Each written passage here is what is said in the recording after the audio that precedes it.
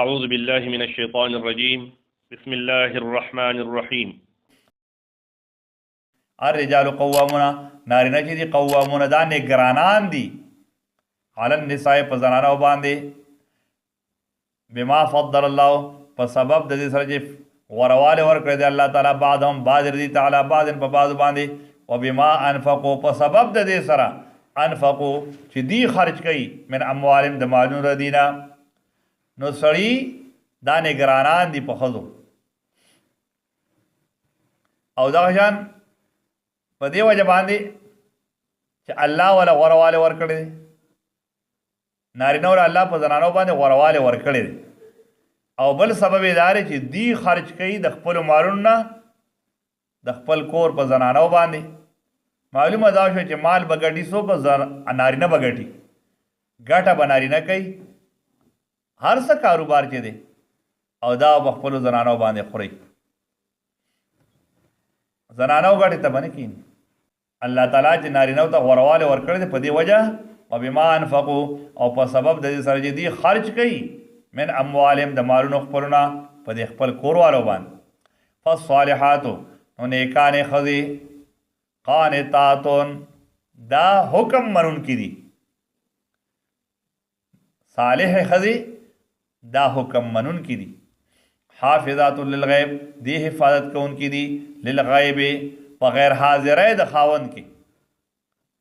بما په هغه سره حفظ الله چې الله تعالی حفاظت کړي خاوند نشته دغه د مال حفاظت وکړي د ځان حفاظت وکړي واللاتی هغه زنانه تخافونه چې تاسو یریږئ نشوزهن د نافرمانۍ د هغې نه خاوندانو د الله تعالی فرمایي که تاسو د هغې د نافرمانۍ نه یریږئ خوله یې پوجه ده سخت طبیعت یې ښځه ده فاعظوهن نو وعظ او نصیحت ورته وکئ نصیحت ورته وکئ ګوره ښځې دوره دغه مه کوه دا ګز ژبه مه ساته او داسې کار دی او دا خو زمونږ ژوند دی تر مرګه پورې د یو بل نه خلاصېدی نه شو بس ګزاره به دا نصیحت به ورته شروع کړي نو که به دغه ونه شو نو وهجروهن فی المضاجع جدایي وکئ د دې نه فی المضاجع په ځای د ډډې لګولو کې نو بیا به دویم نمبر دا حربه استعمال کی او که دا نه نو وضربوهن په دریم ځل بیا د وهلو نمبر دی خاوندانو ته بیا وی وهئ خو داسې به نه وهئ چې لکه څنګه څاروي خلک وهي وضربوهن وهئ دې لره دا تادیبا دا تادیبي کاروایي دې ته وایي یو ډب نیم وله ورکه په سر یې مه وهه په مخ یې مه وهه په خېټه یې مه وهه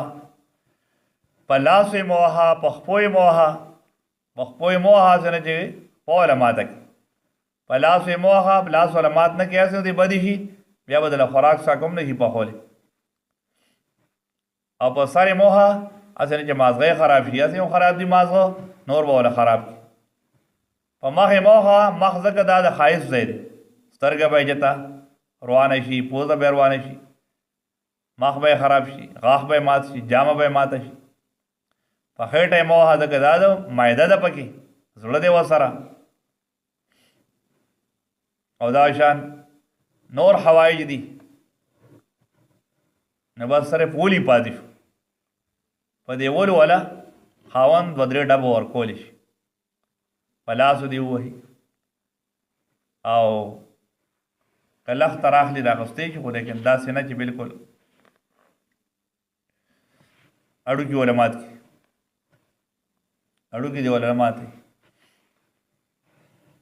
نو الله تعالی فرمایي دا درې حربې به استعمالوي نو وعظ به ورته وکړي نصیحت بیا به دې نه په کمره کې ځای جدا کړي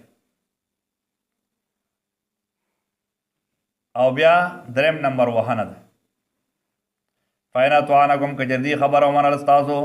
فلا تبغوا عليهن نملټوي په دې باندې سبیلا بل لار کجره خبر بس ټیک ده خبره ومنله